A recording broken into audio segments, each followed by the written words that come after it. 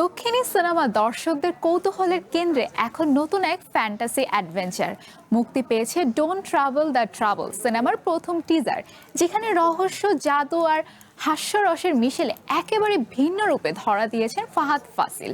সিনেমাটির সঙ্গে যুক্ত আছেন বাহুবলী খ্যাত নির্মাতা এস রাজামৌলি, যার কারণে টিজার ঘিরে বাড়ছে দর্শকদের আগ্রহ। শশাঙ্ক ইয়ালিতি পরিচালিত এই ফ্যান্টাসি ড্রামায় ফাহাদ ফাসিলকে দেখা যাবে সুরি নামে এক জাদুকরের চরিত্রে। টিজারে এক রহস্যময় শিশুকে ঘিরে তৈরি হয়েছে কৌতূহল, যেখানে জাদু, ইচ্ছা পূরণ আর অজানা শক্তির ইঙ্গিত মিলেছে এস রাজামৌলির উপস্থাপনায়। নির্মিত সিনেমাটি আগামী 11 সেপ্টেম্বর তেলেগু, তামিল ও মালায়ালাম ভাষায় প্রেক্ষাগৃহে মুক্তির কথা রয়েছে।